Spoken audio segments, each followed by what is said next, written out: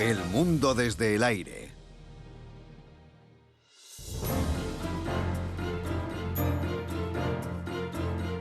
Inglaterra y Escocia. A continuación,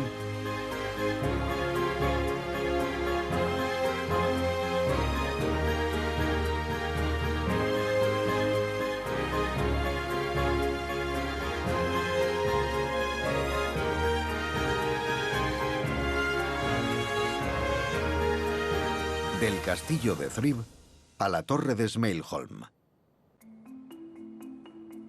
Nuestro viaje comienza en las tierras bajas escocesas, en el castillo de Thrive, que tiempo atrás fue testigo de siglos de agitación en las fronteras. Cruzamos a Inglaterra para visitar Carlisle, donde descubrimos el castillo más asediado de las Islas Británicas, Dunstanburgh. Y después nos abrimos paso siguiendo el muro de Adriano hasta el fuerte romano de Haustitz. Echamos un vistazo a Crackside, una de las primeras casas del mundo que contaron con electricidad. En la costa de Northumberland pasamos por varios castillos imponentes, incluido el de Dunstanburgh, que sirvió de inspiración para las leyendas arturianas. Nos detenemos en la ciudad fronteriza inglesa de Berwick-upon-Tweed, con sus impresionantes fortificaciones de la época de los Tudor, antes de dirigirnos al oeste, siguiendo el río Tweed, hasta terminar nuestro viaje en la torre de Smailholm, una de las casas de la infancia del escritor escocés Sir Walter Scott. Para visitar el castillo de Thrive, ubicado en una isla sobre el río Dee, hay que tocar una antigua campana de latón que avisa a un barquero para que nos lleve al otro lado. A pesar de su antiguo encanto, fue testigo de las largas y brutales guerras civiles escocesas, así como de las batallas por la independencia de los ingleses. El castillo que vemos hoy fue construido a finales del siglo XIV por el poderoso Archibald Douglas, conocido como Archibald el Serio, señor de Galloway. En 1455 fue objeto de un asedio de 2 meses dirigido por el rey Jacobo II de Escocia, que tomó posesión del castillo y lo convirtió en una fortaleza real. A principios del siglo XIX, Thrive se usaba para alojar a los prisioneros franceses de las guerras napoleónicas y después cayó poco a poco en el deterioro hasta 1913, cuando fue entregado al Estado. Al este se encuentra el castillo de Caerlaverock, cuya robustez oculta su frágil historia. Cayó en manos de los ingleses varias veces durante las guerras de independencia de Escocia, pero su asedio más famoso fue en 1300, cuando 60 hombres contuvieron a las tropas del rey Eduardo I de Inglaterra antes de rendirse. Con su impresionante foso, este excepcional castillo triangular constituye un ejemplo perfecto de baluarte medieval.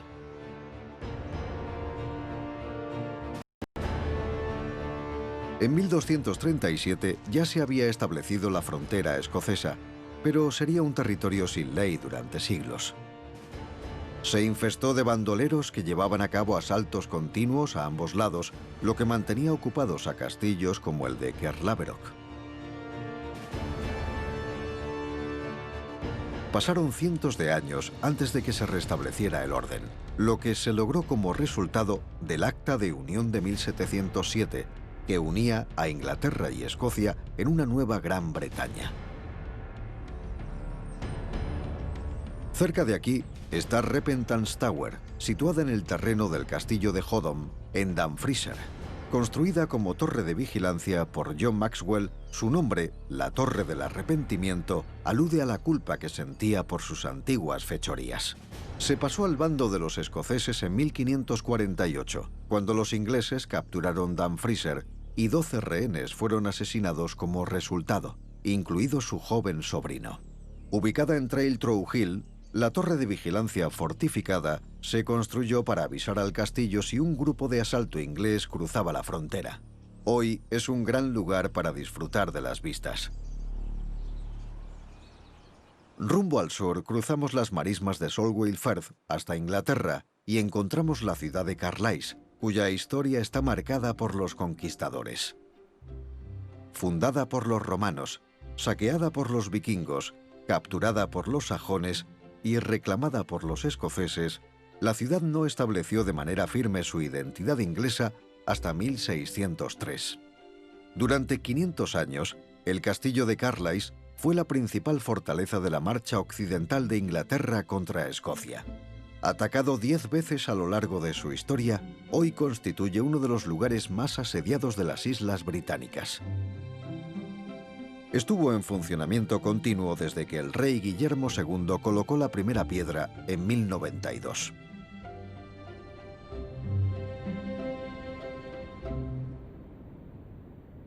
Ahora seguimos uno de los monumentos más queridos de Gran Bretaña, el Muro de Adriano. Tiempo atrás se extendía entre el Mar del Norte y el Mar de Irlanda, con 118 kilómetros de longitud y construido a partir de 18 millones de bloques de piedra local. El muro es uno de los grandes monumentos que demuestran el poder del Imperio Romano.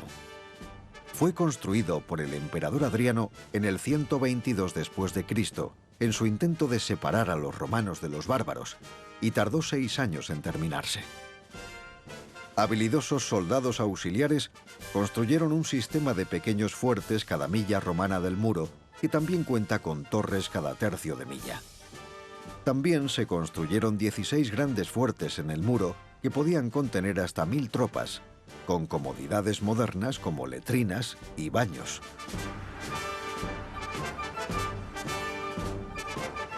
El muro definió el extremo norte del Imperio Romano, donde acababa Britania y empezaba la tierra bárbara que tiempo después se convertiría en Escocia. Fue declarado Patrimonio de la Humanidad de la UNESCO y se están llevando a cabo esfuerzos para reparar partes del muro que han sido saqueadas por lugareños con el paso de los siglos o abandonadas a la erosión.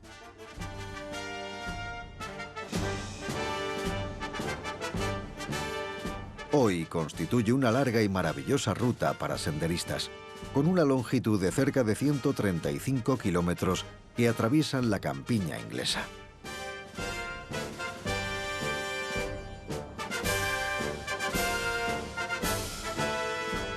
En lo alto de una espectacular escarpadura se encuentra el fuerte romano de Hausted, uno de los mejor conservados del muro. Un regimiento de infantería compuesto por 800 soldados guarneció este lugar durante casi 300 años de gobierno romano y se le encargó que defendiera el imperio de los pictos del norte que resistieron su invasión. El muro de Adriano era el punto del imperio más alejado de Roma y ningún soldado deseaba ser enviado a este puesto en el fin del mundo. Arqueólogos han encontrado objetos bien preservados, como botas de cuero, herramientas e inscripciones en piedra, lo que ha arrojado luz sobre la vida diaria de los soldados. Los restos de Hausted también incluyen un impresionante hospital, graneros, establos y talleres. Pero quizá lo más memorable para los visitantes sean las letrinas comunes de los soldados, con unas espléndidas vistas.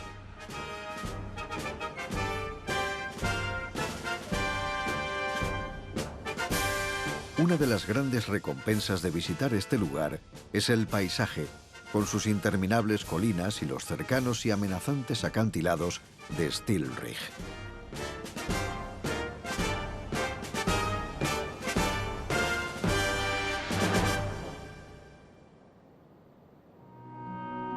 Continuando al noreste, llegamos a la zona rural de Northumberland, con páramos cubiertos de brezo y sus antiguas praderas. Y encontramos la finca de Crackside, escondida en un bosque con casi 7 millones de árboles. Tiempo atrás, propiedad del inventor y empresario industrial victoriano William Armstrong, fue la primera casa del mundo en contar con energía hidroeléctrica en 1880 y fue descrita como el Palacio del Mago moderno. Armstrong fue un héroe nacional en su época, pues fabricó grúas, barcos y armamentos hidráulicos, y fue el inventor del puente giratorio. Como ávido ecologista, plantó 7 millones de árboles y arbustos en su finca y defendió el uso de la energía solar y la energía hidroeléctrica, ideas muy adelantadas para su época. La ambición de Armstrong también llegó a sus terrenos, que contaban con 5 lagos, amplios jardines y 45 kilómetros de senderos.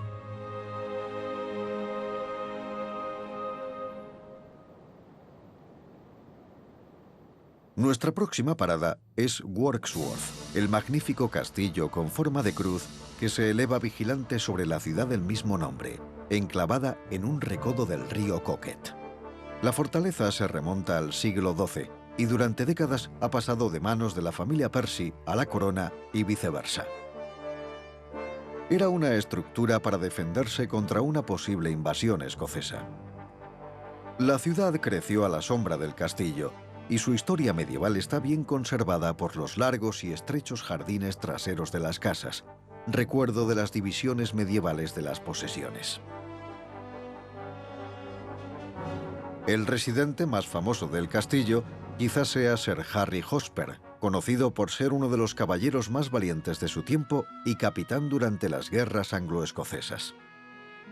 Aunque el castillo cayó en deterioro, fue homenajeado por William Shakespeare, que lo usó como escenario de varias escenas de sus obras de Enrique IV escritas en 1597. Hotspur vive en la deshonra como uno de los personajes más conocidos de la obra dramática de Shakespeare.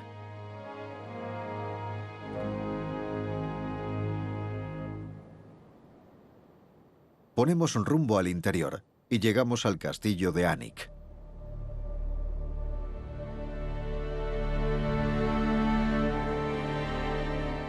Es la casa ancestral de la familia Percy, cuya historia es tan infame como el propio edificio. Es la segunda fortaleza habitada más grande del Reino Unido, después del Castillo Real de Windsor. La familia Percy tuvo un papel clave en la historia de Inglaterra y cuenta con personajes fascinantes en su línea familiar. Han sido condes y duques de Northumberland desde 1309 y sus ancestros incluyen caballeros, personas influyentes y guerreros aguerridos, uno de los cuales fue ejecutado por alta traición en 1553. Alnwick es un castillo de cuento. Ha aparecido en varias películas y programas de televisión, como Harry Potter y un episodio de Downton Abbey.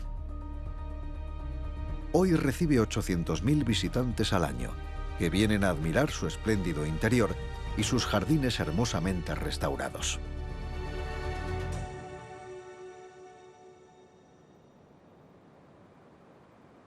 De vuelta en la costa de Northumberland, encontramos unas románticas ruinas, ideales para poetas y pintores.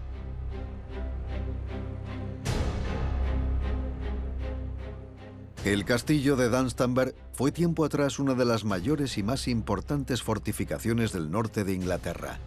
Fue construido a principios del siglo XIV por Tomás, conde de Lancaster, pero la ocupación del lugar comenzó en la Edad de Hierro.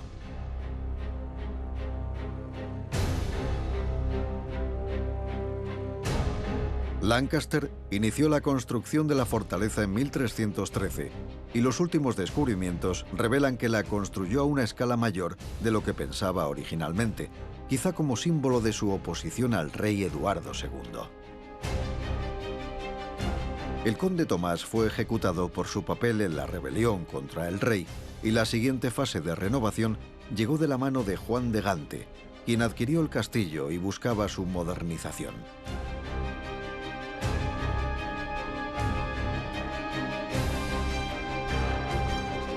Durante los siglos siguientes acabó convirtiéndose en una ruina, pero su enorme garita y torre aún resisten y constituyen una imponente visión para los visitantes, ya que les permite absorber la historia de estas antiguas piedras.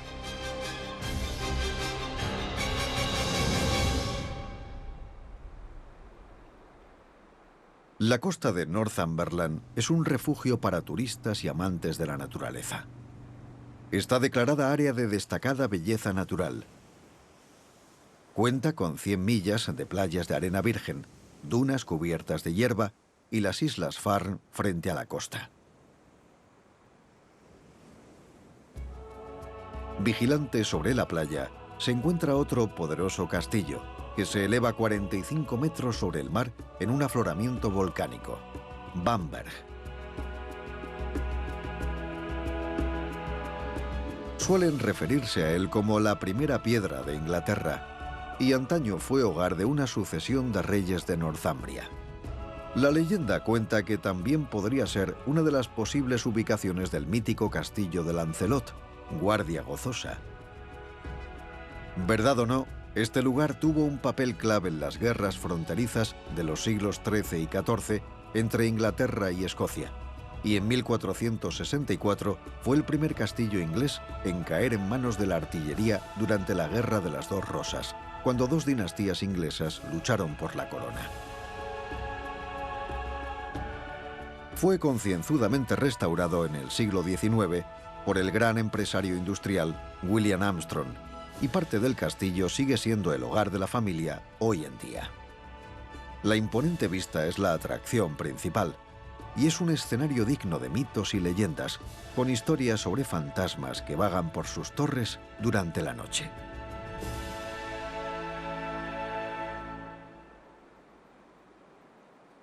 Además de millas de playas de arena, la costa de Northumberland también alberga gran cantidad de fauna protegida y santuarios naturales, lo que la convierte en un lugar perfecto para aves zancudas y de caza, que acuden a ella por las zonas de alimentación que ofrecen las dunas y pantanos.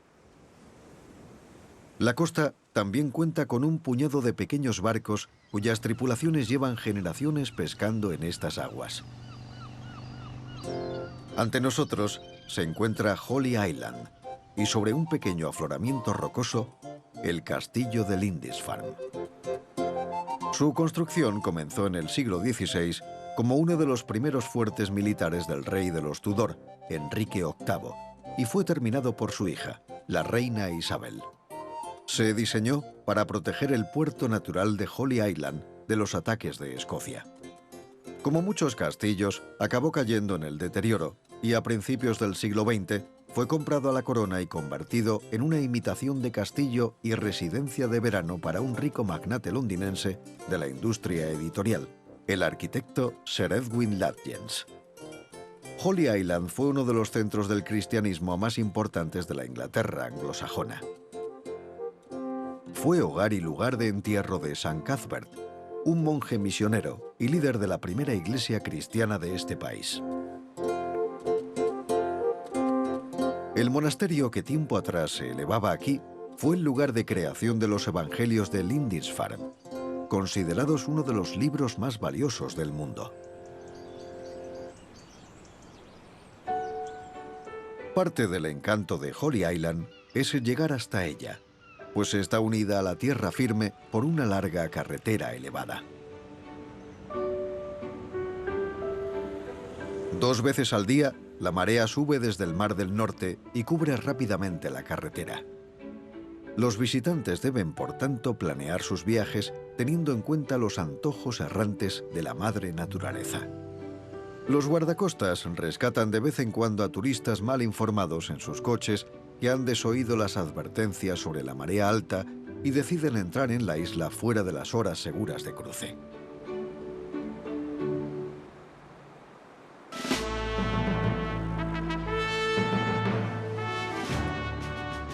Ante nosotros tenemos la ciudad más al norte de Inglaterra, la pintoresca Berwick-upon-Tweed. Se luchó por su posesión durante 3 siglos y pasó entre manos inglesas y escocesas no menos de 13 veces. Fue una ciudad fortificada en el siglo XIV, bajo el reinado del rey Eduardo I, para defenderse contra los ataques escoceses. Las murallas originales se extendían durante más de 3 kilómetros y medían más de 6 metros de altura. Pero en 1405, las fortificaciones habían caído en el deterioro y no pudieron evitar que Enrique IV capturara la ciudad. Pertenece a Inglaterra desde entonces. Las murallas y bastiones del siglo XVI que vemos hoy fueron construidas durante el reinado de la reina Isabel I de Inglaterra. Son el único ejemplo de murallas abaluartadas de Gran Bretaña y uno de los ejemplos mejor conservados de Europa.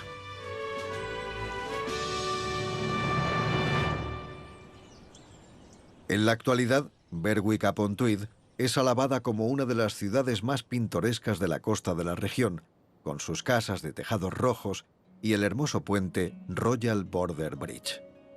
Fue construido por el ingeniero Robert Stevenson en el siglo XIX y está considerado uno de los mejores puentes ferroviarios de su tipo. El Tweed se encuentra entre los mejores ríos del mundo para pescar salmones, pero pescar aquí tiene un precio elevado. De hecho, el sistema de las licencias de pesca se remonta al siglo XII. Un día de pesca aquí puede costar más de $700. Junto al río hay una casa que evoca la tristeza del amor no correspondido.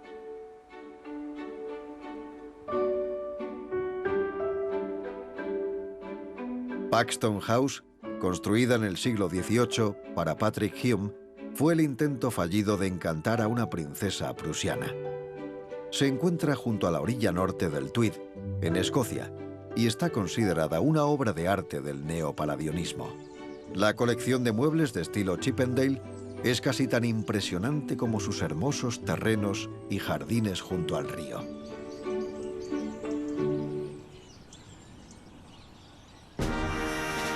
Siguiendo el río por el lado inglés, encontramos el castillo de Norham.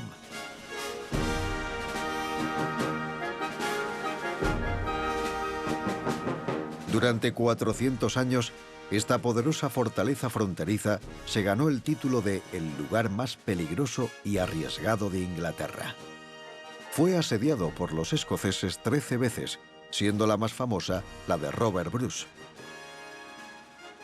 Ni siquiera su robusto castillo del siglo XII y su enorme torre soportaron el pesado cañón de Jacobo IV en 1513, cuando fue capturado por los escoceses tras un asedio de 5 días.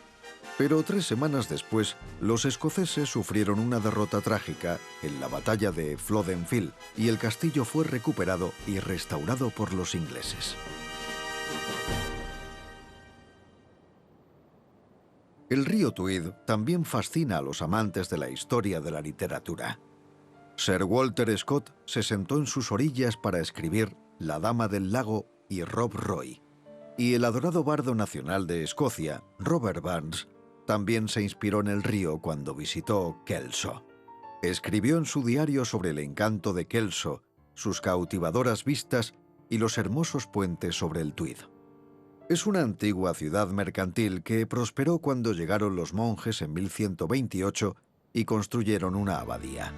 A las afueras de la ciudad se encuentra el castillo de Flores, rodeado por parques.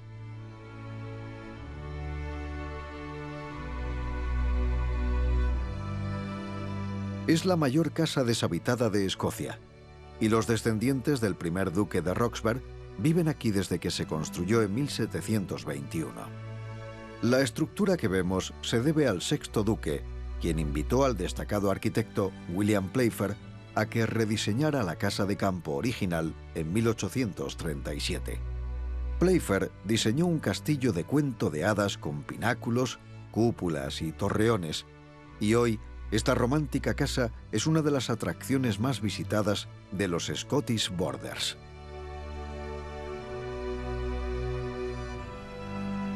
La casa se volvió aún más fascinante cuando el octavo duque se casó con la heredera estadounidense Mary Golet, y ella se trasladó a su nueva casa, trayendo consigo valiosos tapices y obras de arte que aún forman parte de la colección.